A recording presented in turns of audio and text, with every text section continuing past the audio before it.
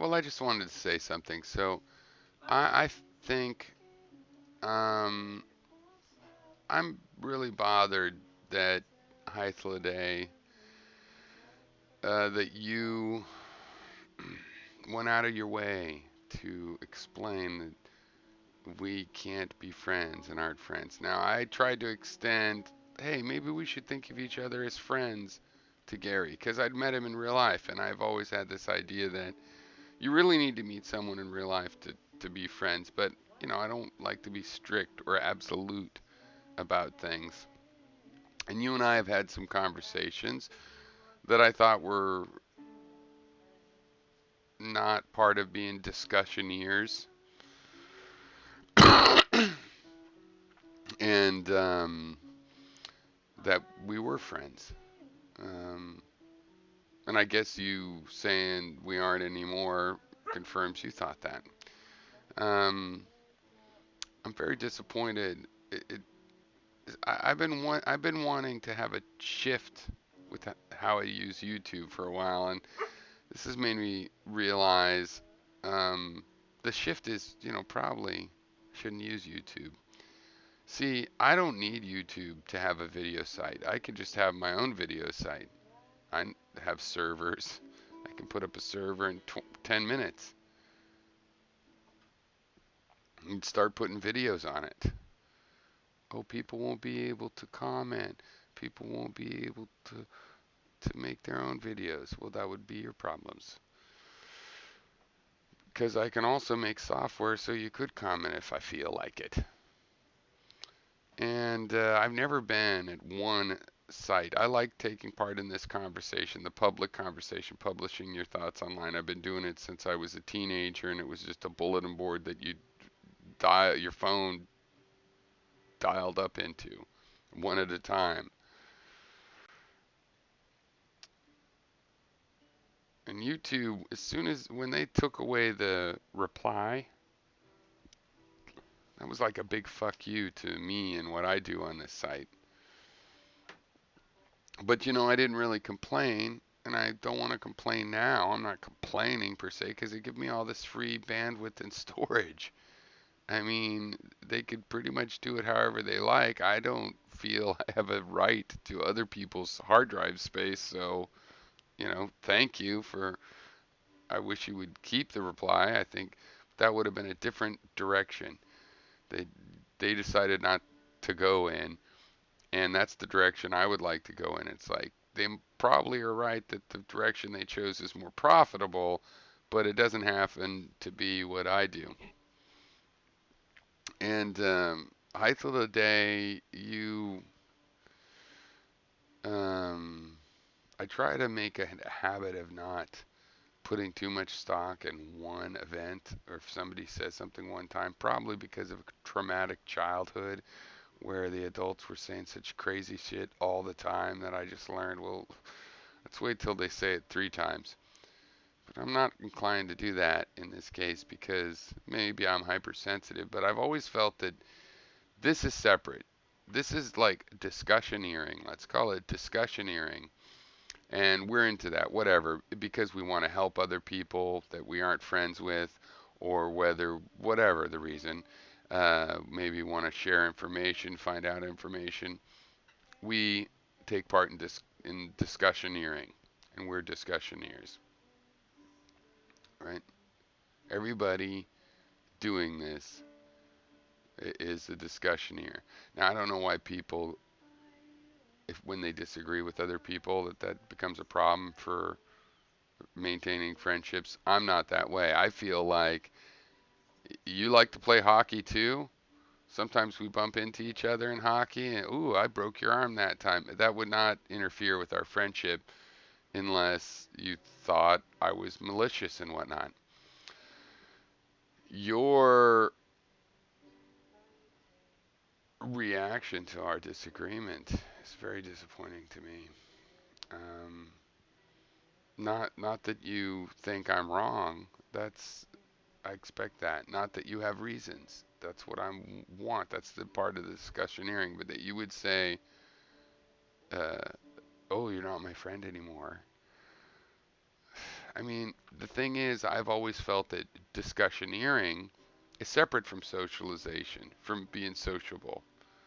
You should be diplomatic and kind and whatnot, friendly as you can be, but you should also be angry and not limit yourself to friendliness if that's what it takes. You should be honest, as I've said.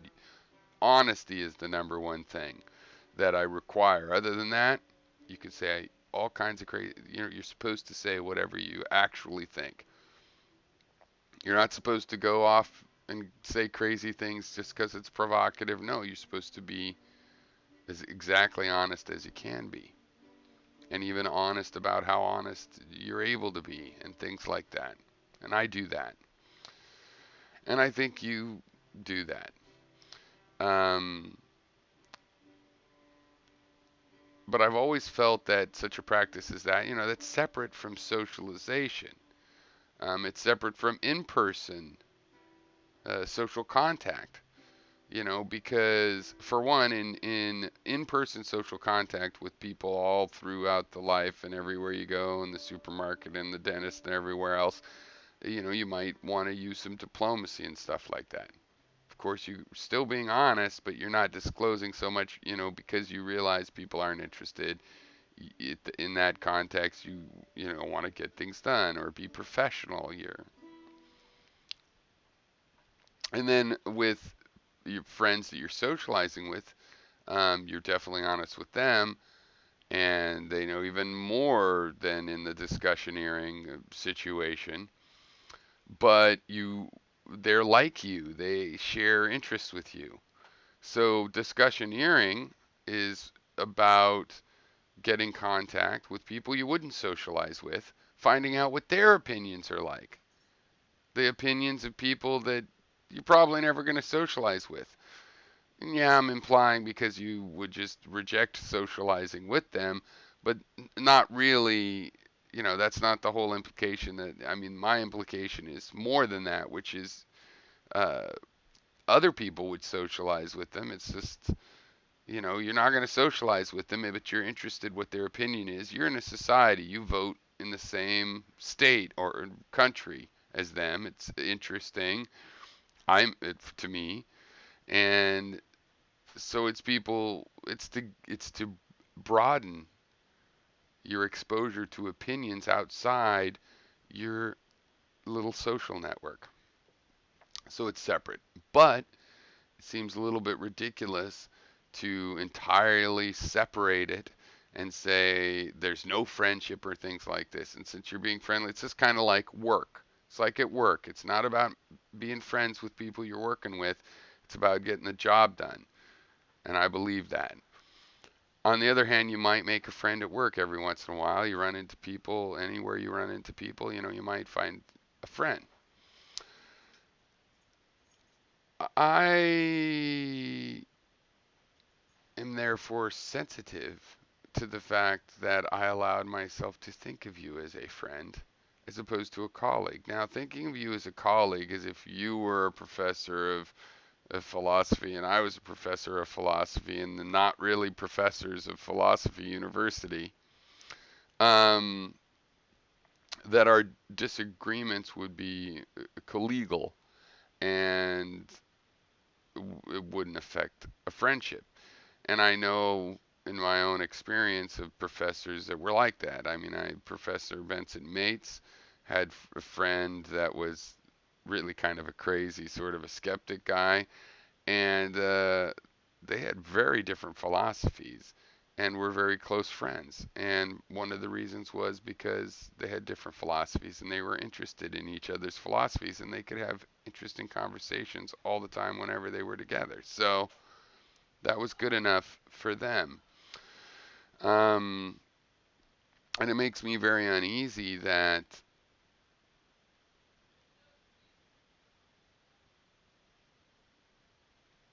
having a disagreement here on YouTube it doesn't seem like there's hardly anybody who can handle that and still have a positive impression or attitude towards the person they're disagreeing with, because it seems to me like, I guess you guys have never had this experience, that out in the world just at the theater or with a group of random friends or uh, a wedding or something, that if you get in a big argument about politics or something, it's kind of a downer. And it's not just that people think it's a downer, it is. It could kind of ruin the wedding. Big argument about who's the asshole. The guy, you believe in determinism? Oh, you're a fucking asshole at a wedding. So, but it's definitely good to do somewhere. And the people that are into doing that, you'd think they would appreciate that there's other people into doing it.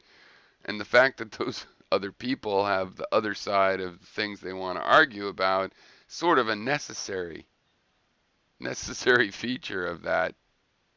If it would exist at all, it would. That's one of the that there's people to disagree with, and we're all doing that in this little subgroup of YouTube, and yet people are just such whiny little babies about that these other people disagree with them.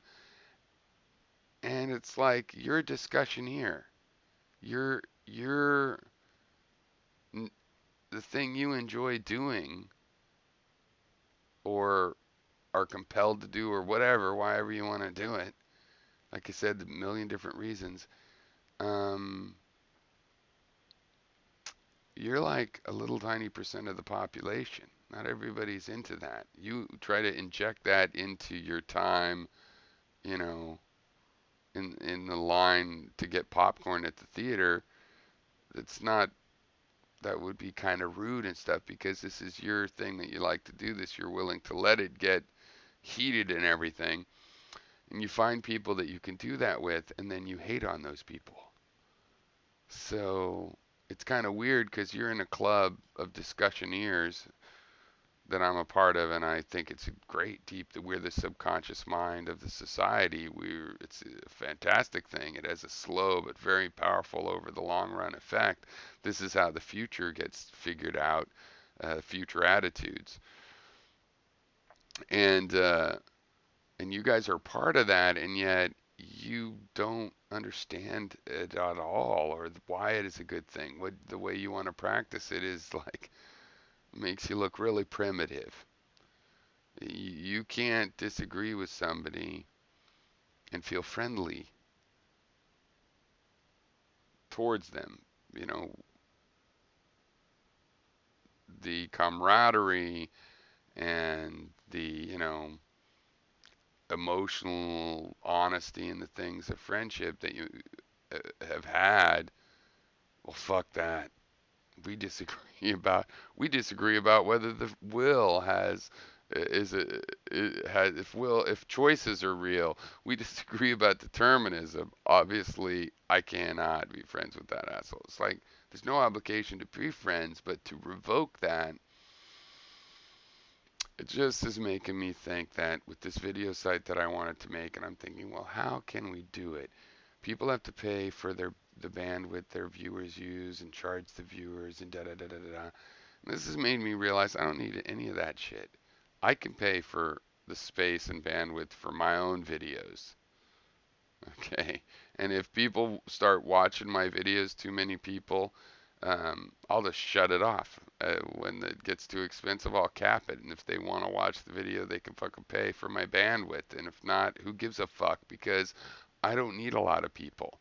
And I'm pretty sure I'll be able to gather a conversation group of 40, 50 people, uh, which is what you need to get the 4 people consistently over time. You get about 10%. So you got 40, 50 people. It means that when you make a video and say something, there's at least 4 of them around. And if it stays in the public eye, it's the kind of thing that people are interested in responding, you know, after 10, 20 days, then it's going to collect all of those people could have seen it. I could, I'm pretty sure I could just do that with the regular website, right? And, copy a video here and there if they're going to offer it for free. Like YouTube or whatever. Facebook, I guess, does that. Because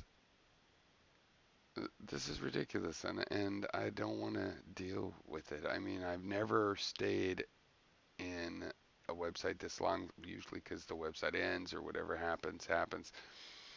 You go on, you stop writing text, and they close that forum, and um, YouTube's done really well at just being neutral enough that nobody got kicked. It didn't change that much. It's like, well, free disk space and whatnot. But they took away a lot of the stuff that helped the conversational features on the one hand. Two, video hosting's gotten a lot cheaper, and I'm working on software to do that anyway. And